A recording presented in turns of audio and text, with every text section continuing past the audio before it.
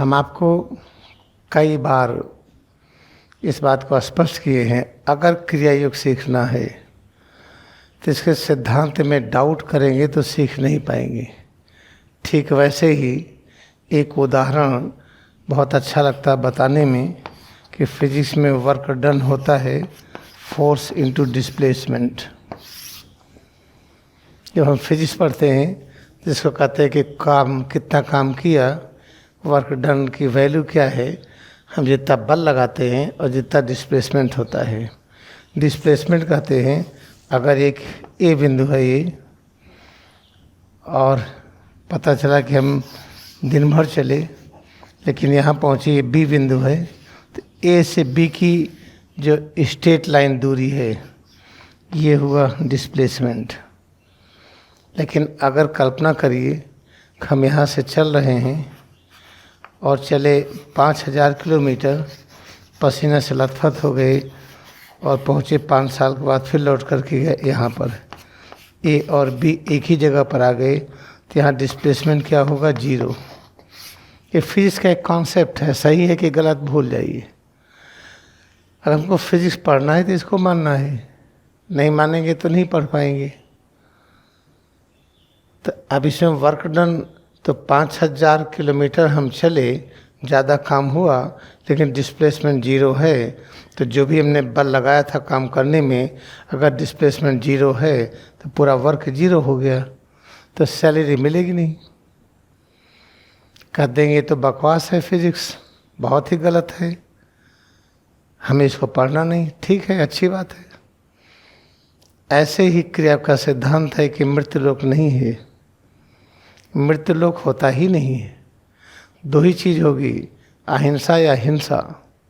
अगर अहिंसा है तो हिंसा नहीं होगी। जो हिंसा दिखती है हमारी अधूरी दृष्टि है।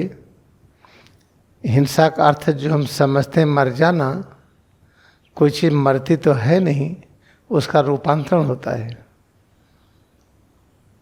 हम जो कुछ भी खाते हैं कार्बोहाइड्रेट, प्रोटीन, उसका रूपांतरण अमीनो एसिड में, ग्लूकोज में, उसका रूपांतरण अपने शरीर के अन्य अन्य रचनाओं में होता है।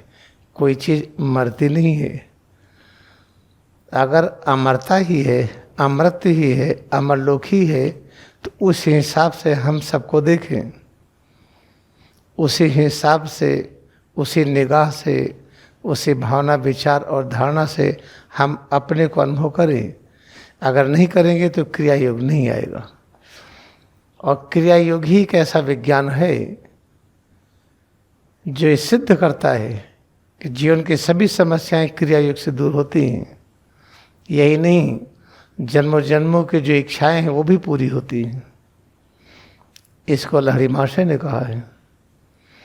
लहरी महाशय इस द्वापर युग के योगावतार हैं। अब नहीं मानिएगा तो क्रिया योग नहीं आएगा। योगावतार है, मान लीजिए, समझते रहिए कैसे हैं योगावतार, समझने में टाइम लगेगा। उन्हीं के शिष्य स्वामी तीर्थगिरी, जिनके द्वारा लिखी हुई होली साइंस है,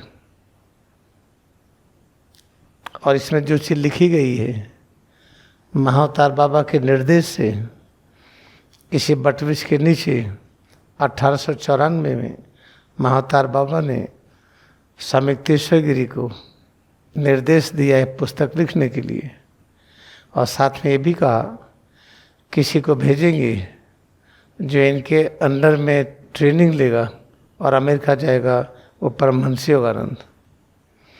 कि इसे मानना है तो ठीक है, नहीं मानेंगे तो फिर क्या योग सीखने में दिक्कत होगी। हाँ, समझ में बाद में आएगा। हम सही निर्णय कैसे लें? सही निर्णय लेने के लिए सिर से पैर की उंगली तक अपने इस अस्तित्व को हम इसमें एकाग्रता बढ़ाएं। होली साइंस के उस सिद्धांत से जो सूत्र नंबर 4 है, पेज नंबर 24, जिसमें स्वामी तीर्थगिरी बताते हैं कि जो एटम्स है, जिसे परब्रह्म कहते हैं, निराकार भगवान कहते हैं, जिनका गुण है संपूर्ण ज्ञान, शक्ति, शांति, आनंद, वो हर एटम उनका सिंहासन है। तो पैर की उंगली से सिर तक ये जो भी रचना है, ये होली कॉन्ग्रीगेशन ऑफ एटम्स है और परमाणुओं का ये महाकुंभ है। तो इसके हर बिंदु पर एटम के उस क्षेत्र में, एटम के ऊपर हर जगह पर निराकार परब्रह्म स्थापित है।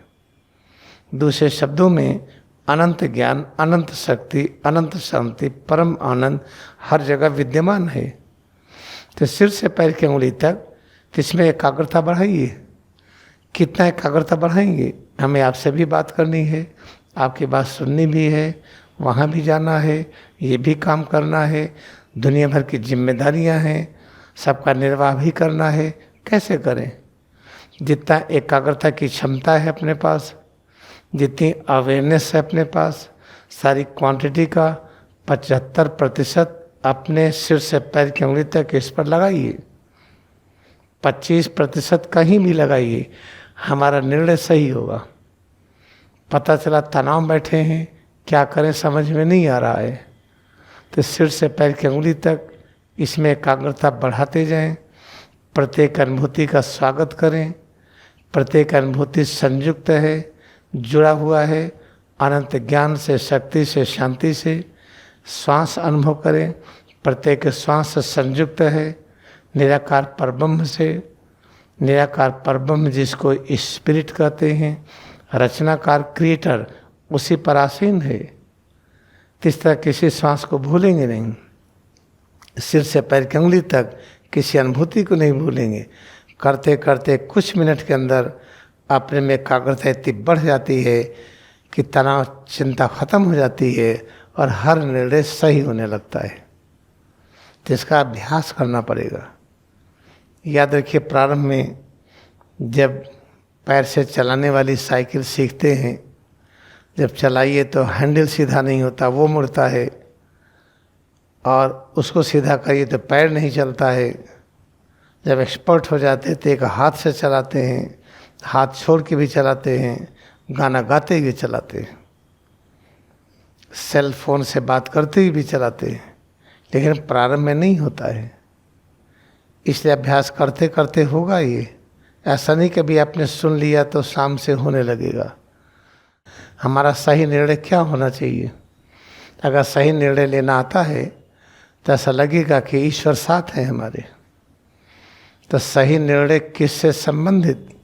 हम खाना कितना खाएं, कब कब खाएं, कितना खाएं, वैरायटी क्या हो, पैरों का इस्तेमाल, हाथ का इस्तेमाल, आँख, कान, नाक, जिह्वा, मन और बुद्धि, इनका प्रयोग कैसे करें, सही निर्णय कैसे लें हम।